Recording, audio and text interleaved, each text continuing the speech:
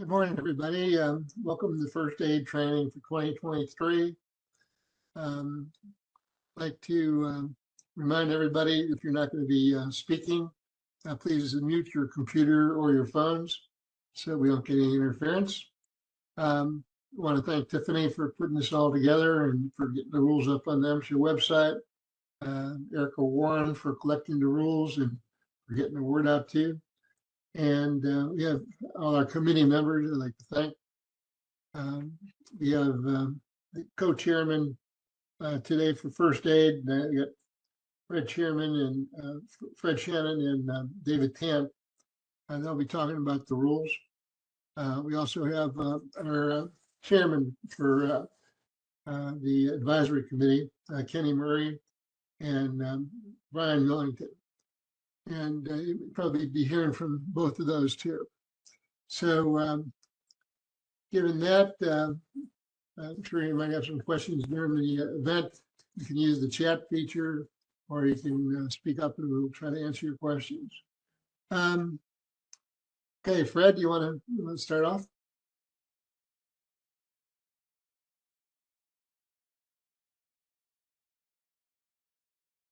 Fred or David? Can you hear me? Yep. Okay. Yeah, this is Fred. I want to talk a little louder. How about now? I can hear you. Okay, go ahead.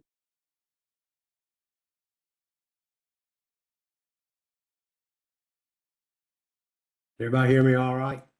Oh, yeah. David Tant, are you on there?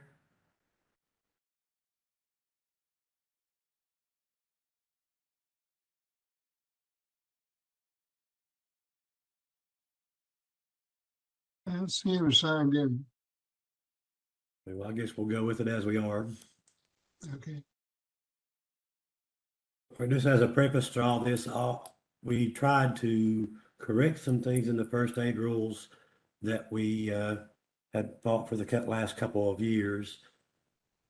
They're seemingly mild changes, but it may be bigger to some than others. So we'll cover them and let everybody know at least where we're at. Guess we can page on down there, Tiffany, off of that page.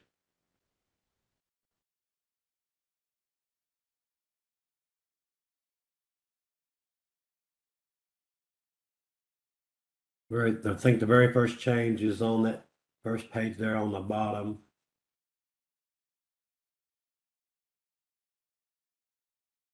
Make that bigger. And is this large enough or do I need to make it bigger? Well, it's not large enough for me to see well. All right, let me.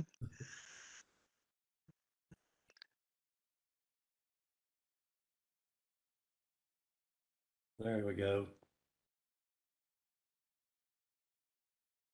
Under 3C there, all we done was just correct some grammar.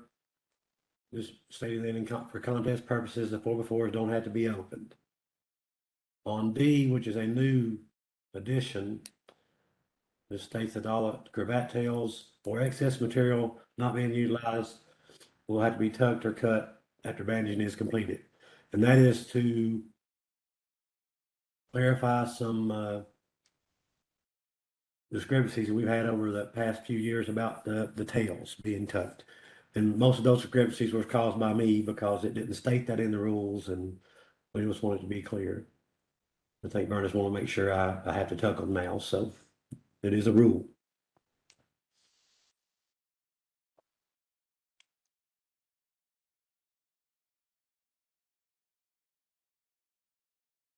Yeah, I think this is probably the biggest change in talking with the metal, non-metal groups and even some of the coal groups.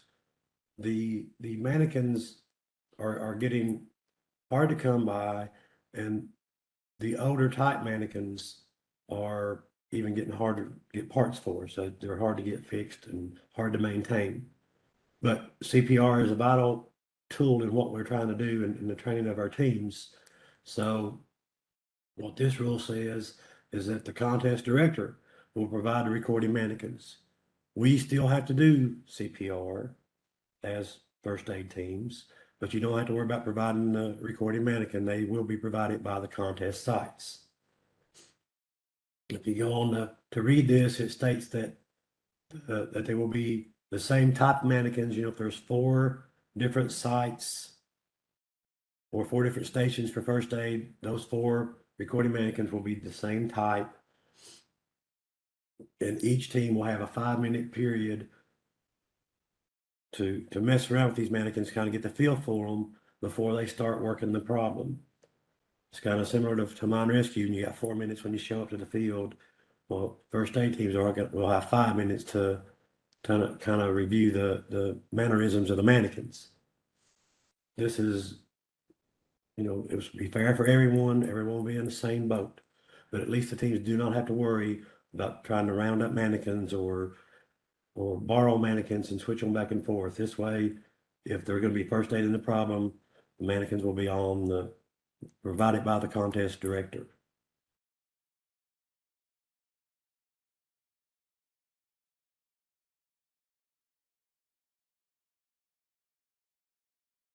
I think we have one change there on 15.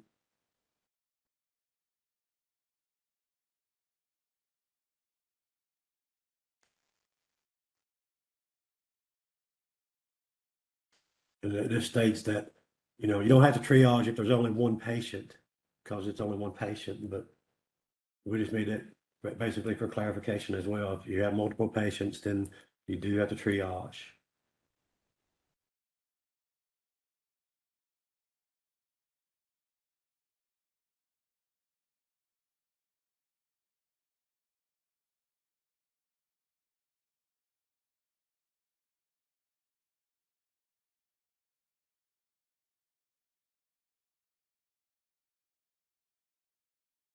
And on 25, Ernest, are you on there?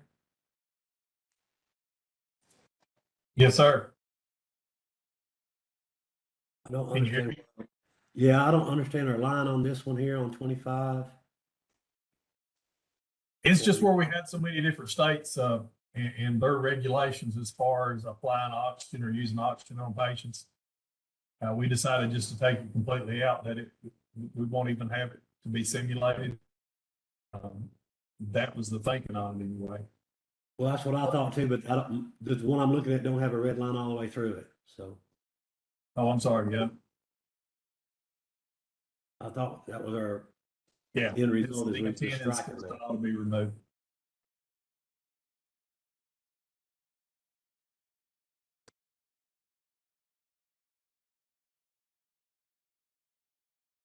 So what we've done is we took out the Rule 25 in its entirety, right?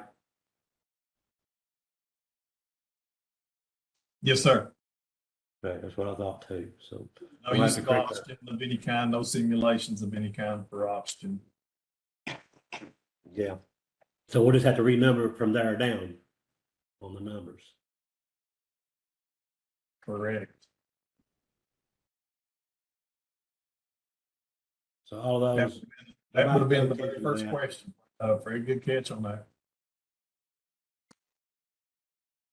So everybody, as you're looking at the rule numbers, just know that after 25, those numbers will change by 1 because 25 will be removed.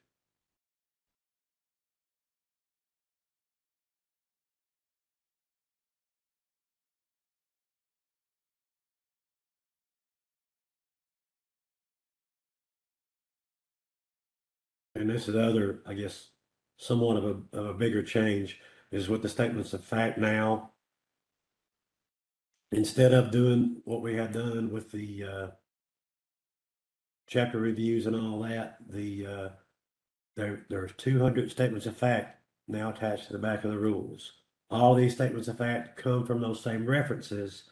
It's just written out a concise, orderly manner of 200 statements of fact. So, you know, and over time we can change those statements to, you know, update as you know, the Brady takes changes or the CPR manual changes. We can change those accordingly, but how we're starting now, and with the metal non-metal group and us, you know, together looking through that, and Vernus came up with all these statements based on all those references. So we certainly appreciate him doing that. And like I say, it's kind of a conglomerate effort from both sides to get something a little more concise for the teams to study. So we're going with the statements of fact. We have a question in the chat, and it was in reference to that Rule 25. It says, so does that mean in localities where oxygen can be applied legally, it must actually be applied, i.e. no simulation? No, for contest purposes, there will be no oxygen administration in the first aid. Yeah, we didn't have any way of judging oxygen applications on patients in the first place. And then there was a lot of confusion about, actually using oxygen. And like I say, when you look through different states have different laws and rules as far as applying it. So that we're asking that you don't have that as a problem designer in your problem. Thank you.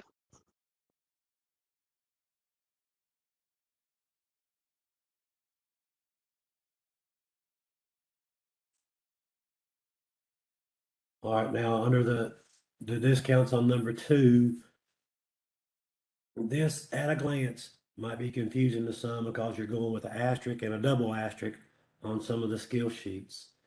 But there's a method to the madness, I guess, so to speak, for all of us. With the implementation of using moulage, some of the things that were asterisks prior to this year wasn't really necessary to have to say that because the teams were actually doing the action that was saying to say. When you're using moulage, as opposed to having just a sticker, that says a broke arm or, or its laceration is actually something you have to treat. So they're actually, they are clearing and exposing the wound. And so there's no need for them to verbalize that. So what this says here is each critical skill identified with asterisk shall be clearly verbalized by the team as it's being conducted, not using moulage. Each critical skill identified with a double asterisk shall be clearly verbalized by the team as it's being conducted at all contests. So if you see a single asterisk, then if it's not a moulage site, they do have to verbalize it. If it is using moulage, they do not have to verbalize it if it's only a single asterisk. The dual asterisk is you have to verbalize it no matter what. Just to clear up the very first question, we'll get on that. If you verbalize it anyway, you won't be docked.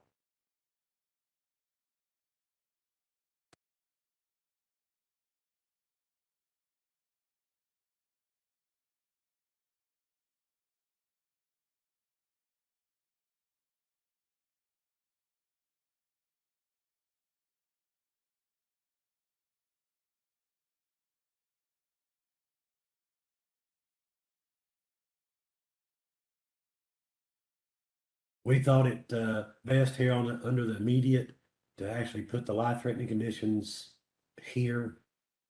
So that's why that's in red there. We just listed what the life-threatening conditions are, which includes breathing difficulties, no pulse, life-threatening bleeding, spinal injury, skull fracture, or a sucking chest wound. Yeah, before it actually told you to refer back to Rule 26, I think, and that wasn't a good idea to just list them here rather than have you refer back to another rule.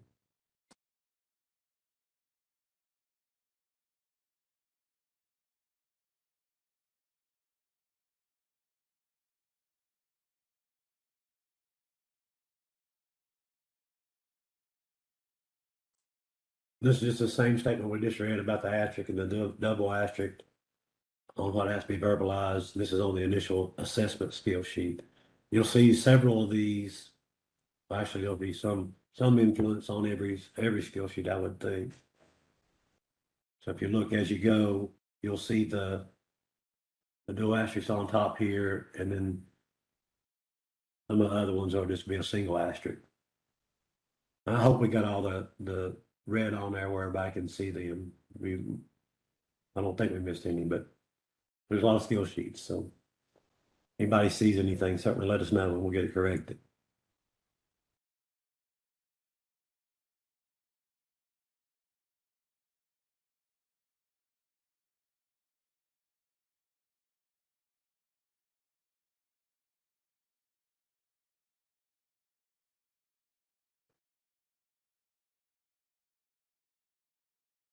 There's a question here in chat from Eric Collins.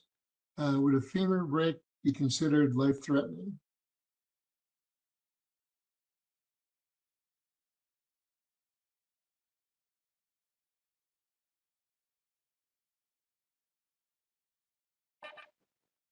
It would, if you don't care, Stephanie, I mean, if you go back to that rule with life threatening. It would have to fall into one of the categories, and with a broke finger, you're probably gonna have life threatening bleeding. What I was don't that? know. I'm sorry. It's okay, I'm sorry, I should have had the page to tell you.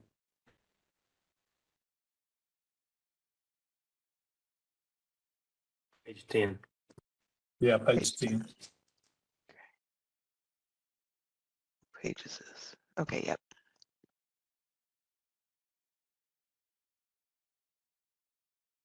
If it doesn't have, and if you're using Boulage and and you'll be able to tell if there's life-threatening bleeding. And if there's a sticker there and you've got an open fracture, then it should take that as well. If not, then you would treat it as not being a life threat. Is that the way you would say, Fred? Yes.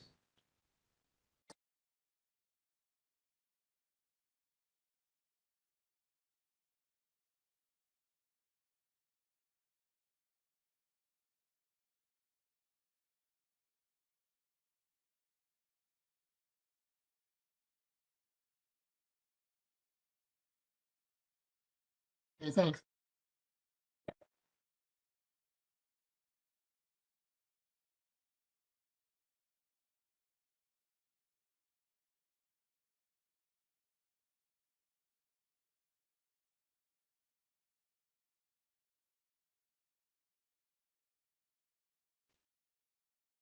Well, this, we made a modification here underneath the note about slings being required for all wounds and upper extremities.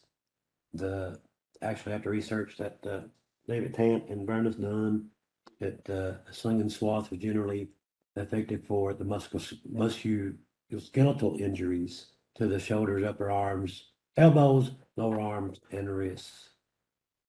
Yeah, I looked all through Brady text. I could not find words of slings. There's a statement that says slings are required. That's the reason why we just put it as a general statement, and you would normally use one, but it wouldn't be a requirement.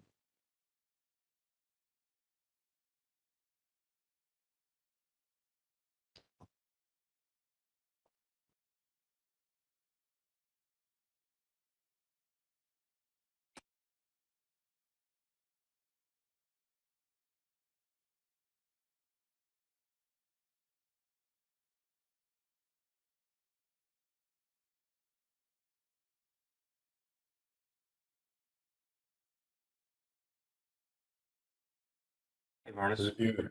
All of these are new, it's just 200 statements of fact.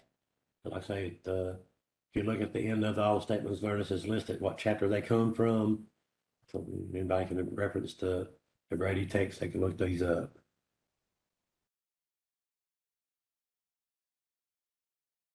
We realize 200 is a big number to start with, but you know, most of these things are, you know, what we were studying anyway, because it's straight out of Brady text, so.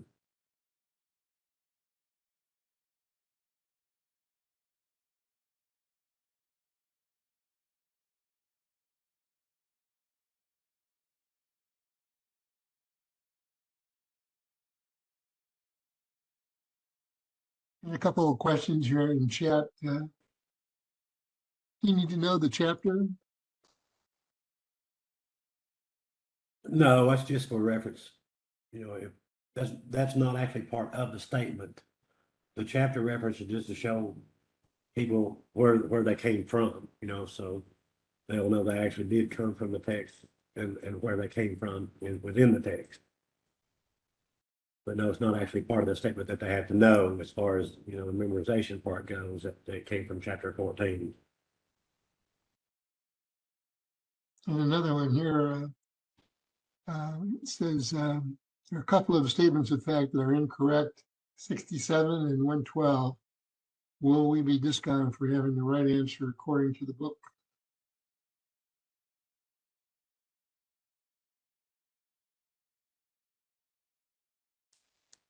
Can you repeat that, Jeff? Yeah, it's in chat, from Lee Luttrell. Says, and a couple of questions of statements of fact that are incorrect, 67 and 112. Will we be discounted for having the right answer according to the book? And then there's another one by David Green, says, shouldn't number 67 say carbon dioxide instead of carbon monoxide?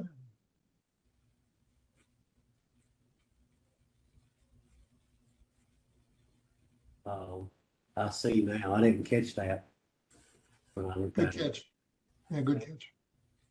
112.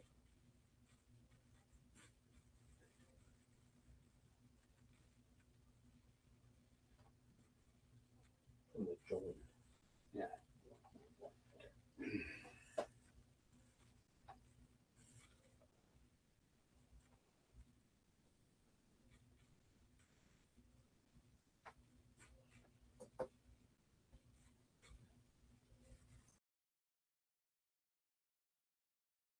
And then 112 is another one they were questioning. Yeah. Instead of point, it should be joint. Right. This typos. I didn't catch those, but we should just correct them and go with it because, we want them to read correctly.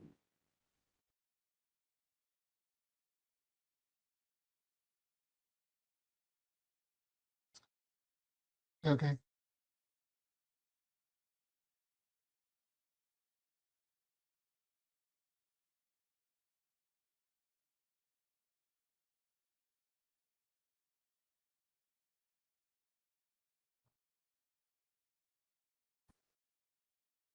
Hey, Vernus, you got time for a question back on that sling and swath?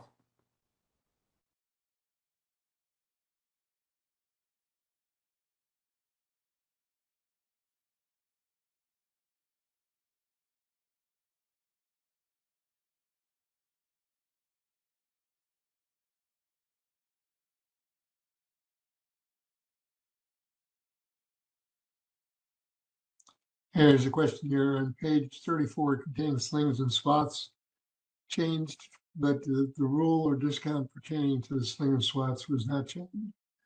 Rule 22, page 14.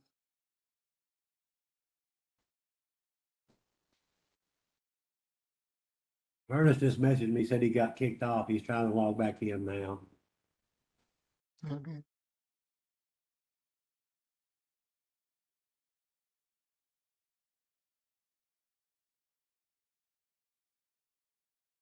Yeah, this is in the chat. I think to help answer that, as long as it's in the body of the rules, then if it's just missed on the discount sheet, it's not going to be applied because it's in the body of the rules. Well, that's actually true, Brian. This is just describing discounts, whereas the other is actually the rule. But we do need to get it fixed here, but it won't alter anybody getting, inappropriately discounted because the rule says where they have to put a sling and swap at. Right, I agree. Greg, can y'all take a look at the structure of that paragraph after you change it? Because it says it's recommended for upper extremity, like musculoskeletal. But then that last part says, however, if a burn, wound, fracture present on the same upper extremity, a sling shall be required, even though those things, neither one of the things require it in the first part.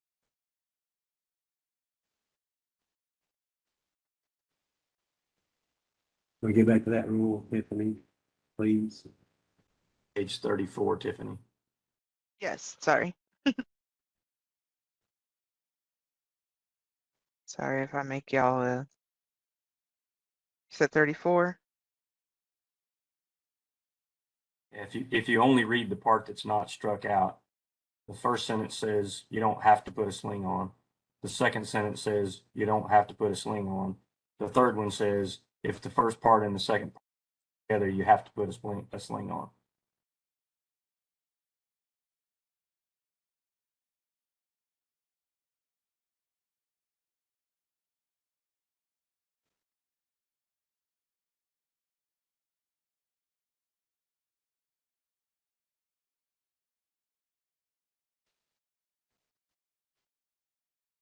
Previously, the last sentence just made sure that the first sentence took precedence.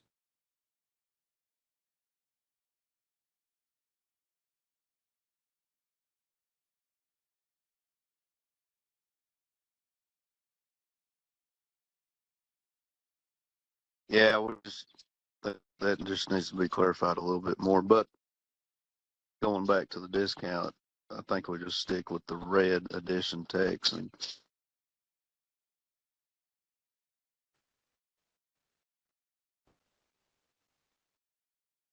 Yeah, the general thought process from Brian and David Cant and Bertus and myself was that the Brady text did not require the sling for all of the upper extremity wounds.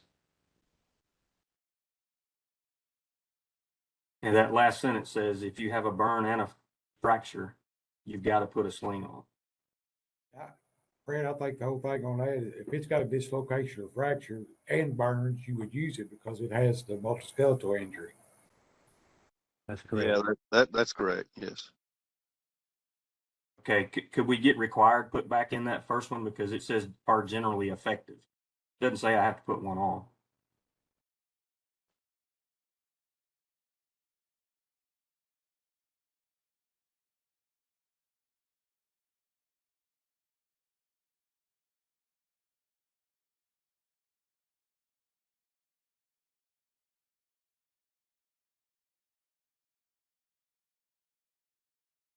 Well, that's technically true. It doesn't say that. It just says generally effective. The intent is to put one on for musculoskeletal injuries.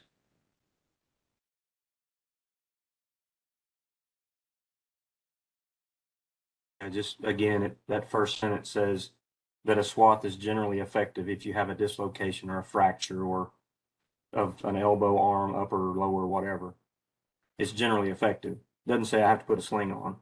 The second one says they're not required for burns. Third sentence says if I have the combination of any of them, I have to use a sling. So in the first two cases, if I just have a broken arm and I don't sling it, and some other team does sling it and they don't sling it right, they get discounted and I don't. Yeah. After reading that, I think it just stays as is because it's true. So the first edition is just a statement saying it's generally effective. However, the last statement would apply. So if you have a fracture dislocation, you're still going to put that sling and slav on. Not if I don't have a burn.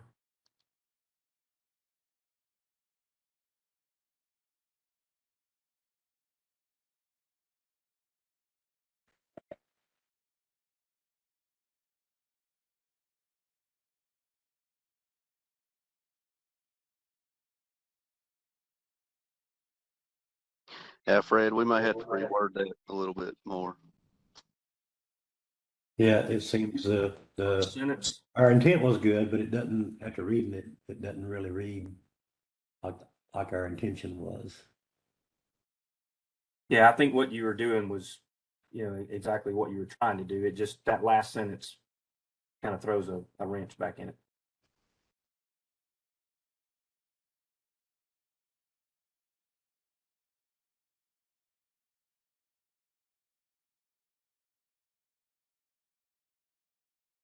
And we'll get with Ernest and David Tant, Brian and myself, and we'll try to get some clarification on that to get it worded better. Or I'm not sure at this point how to address that. You need to do it in the Q&As, or can we just change this rule? It's a little late to be changing rules, but people be printing out again.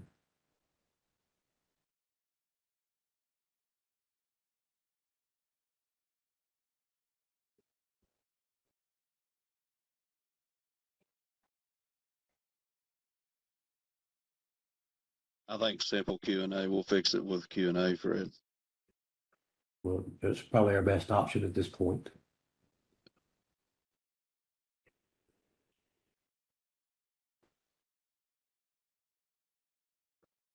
Thank you, sir. We'll get that addressed. Thank you, guys.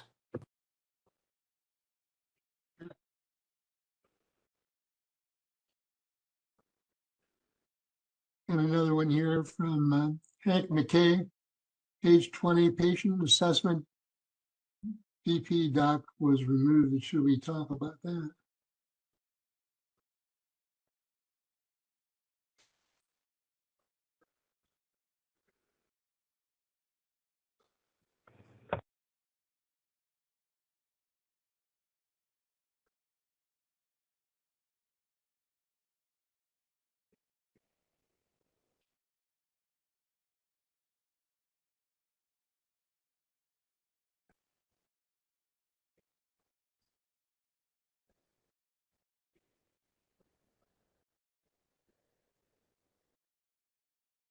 I think that the intent there was you only have to say BP doc one time, and that's under A.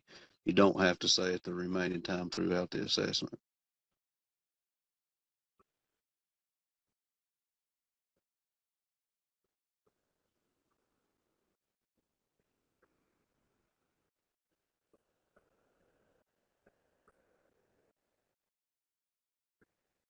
Actually, I think that it'd been more clear if we'd let the first one, Brian took off the second one.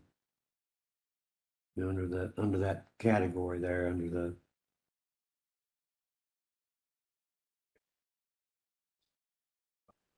Yeah.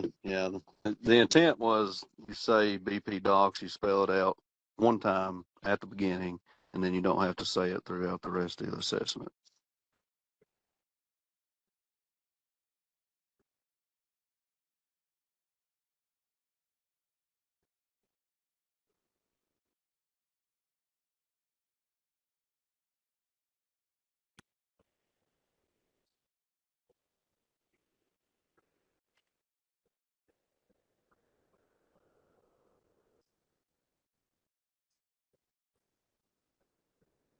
We took it out a few other places that I remember anyway, or thought we did, just cause it was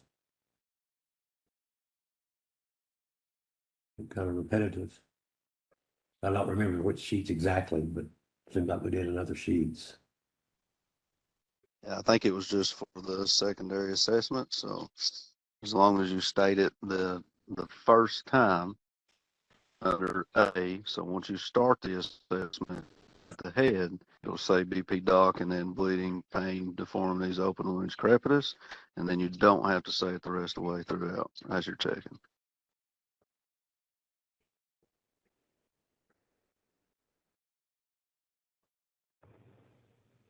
Anyone else see anything that we need to look at as far as skill sheets are concerned?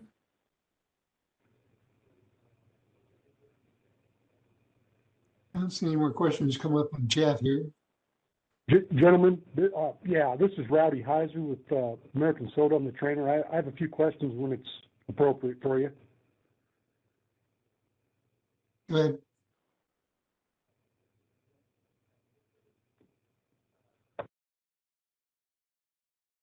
We're ready when you are, sir. Oh, okay. Back on recording mannequins, just a little clarification. Will the contest director provide the type and model of recording mannequin that will be used at the contest? That was not clarified in the rules. It just states that they will be all alike. So if they use the modern ones, you know, with the computer and such, then all of them will be alike. If it's the older fashioned layer drills, recording mannequins, then all of them will be alike. So it's kind of at their discretion. All right. Will the AEDs be provided by the contest director? If needed. AEDs is still part of what you have to have. Okay, okay. And then back on the patient assessment skill sheet where we're talking about the BP doc, my understanding at least is once you state BP doc and spell out bleeding, pain, deformities, open wounds, crepitus, as you move down through your assessment from neck, chest, abdomen, you would no longer need to spell that out. You still need to say, check the neck for BP doc.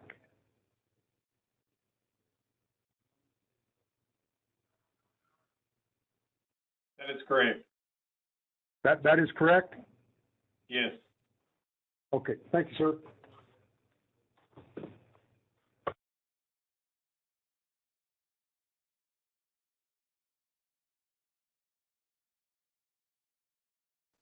So just to clarify, you do have to say it every time.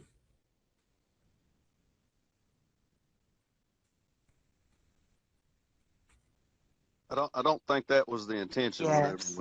whenever we did this, but I'll lean to Vernus since they're going to be the ones judging it. But the intention was you say it one time and then you don't have to say it throughout the rest of your assessment, and that includes the acronym.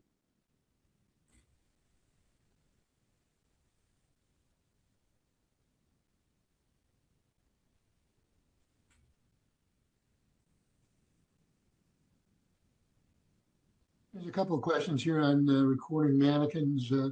If you have your own recording mannequins, can we still use them? No, Okay, go ahead.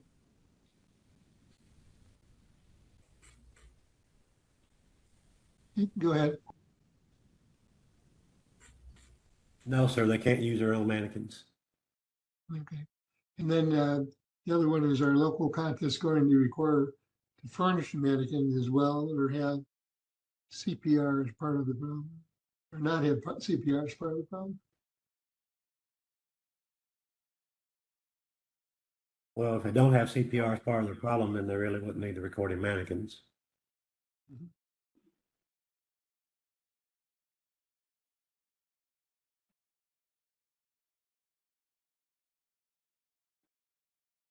If the local contests are going to furnish the mannequins, I guess. Yes. Okay.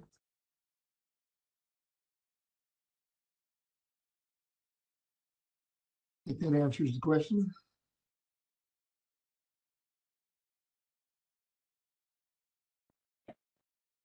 Says here, in case of some error with furnished mannequins, what will be done by the contest official?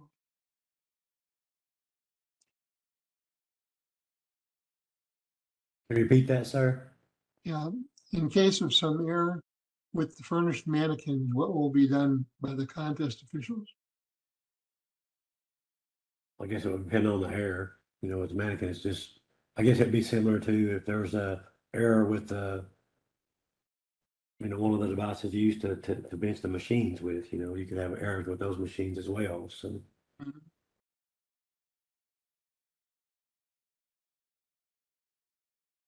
Yeah, I would think it'd be a case by case basis. I think like Brad said, that they're giving you 5 minutes to get familiar with it. Most of your judges are going to make sure you're familiar within that 5 minutes to use that mannequin.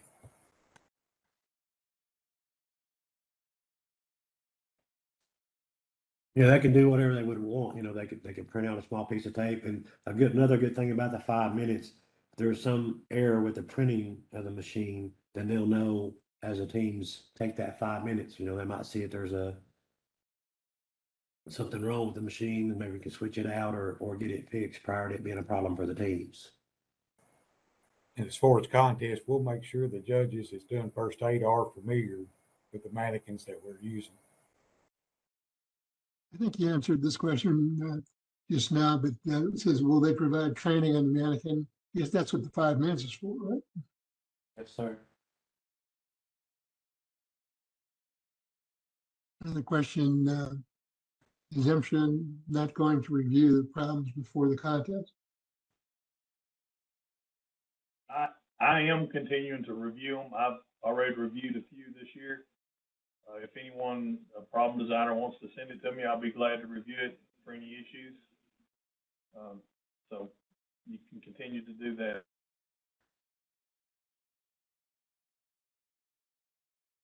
I would like to go back to the critical skills and the BP doc. I just want to clarify because I thought I understood and then we kind of changed course there. So Mike, let me, don't care, we'll take all the questions that we've received during, and we'll get them from the recording.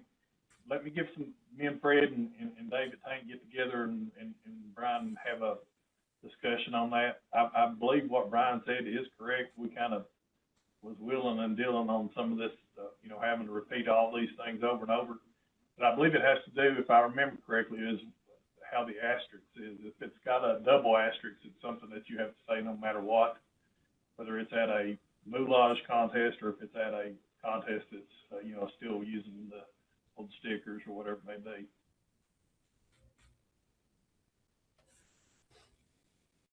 But we will get an answer. This isn't going to be the only place that we'll get those questions that's been asked, and we'll do a Q&A and have that typed up, and that'll be posted along with the rules as well. Is that okay, Mike? yeah, we have a contest right around the corner and I just want to make sure that we have the teams that are coming to that up to speed. We will get that out ASAP. I certainly appreciate it. Yes, thank you, sir. Don't want to make that more confusing. That was our whole point, to try to make it easier, but we might have made it more confusing, it sounds like.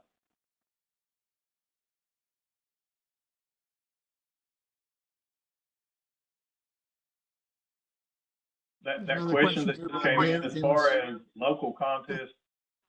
I Yeah, go mean, ahead. we're not saying how local contests, you can, Jeff, I'm sorry, you can ask it. I just seen it pop up there and we should. It's on the chat. Go ahead, you're answering. It's okay, go ahead and answer that question. All right.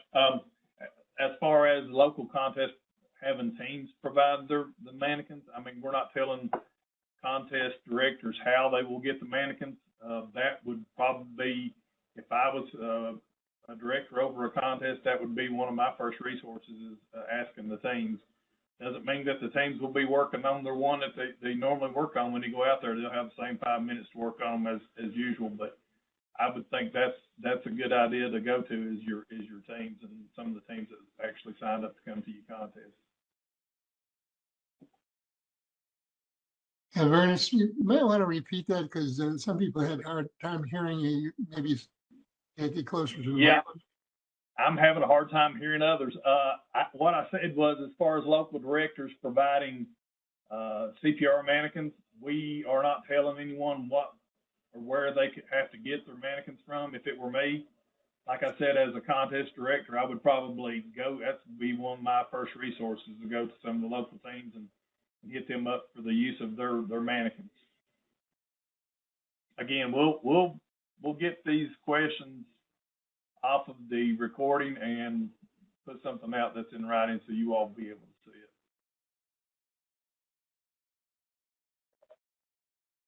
Okay, you Question can- came in as far as the mannequins, if contest directors or contest officials would be responsible for any damage done to the mannequins.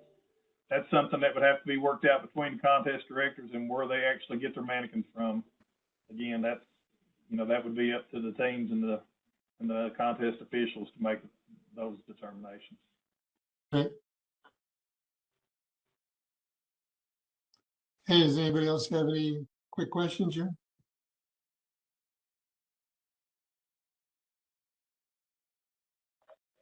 I did want to apologize to everybody. I actually left the training for a few minutes there. I got knocked off. It kind of seemed like when everybody was bringing up the statement, the fact that I got mad and left, but I didn't. It knocked me off, so it wasn't something I did on purpose. I apologize for that. But we'll get these Q and A's out as soon as we possibly can. Thanks, Ernest. Okay, well, I'd like to thank everybody for helping out today. Looks like you gave them some very important information, and we'll get this stuff up on the Hampshire website as soon as possible. Next session's at 11:30. It's going to be the Team Tech. And Tiffany, if you leave this WebEx open, then it'll be easier to tune back in. Yes, I'll be leaving this open. So if you will be attending the next session, you don't have to log off. You can just stick around, and I will stop the recording and pick it back up when we get started again. Okay, thanks. Thanks, everyone.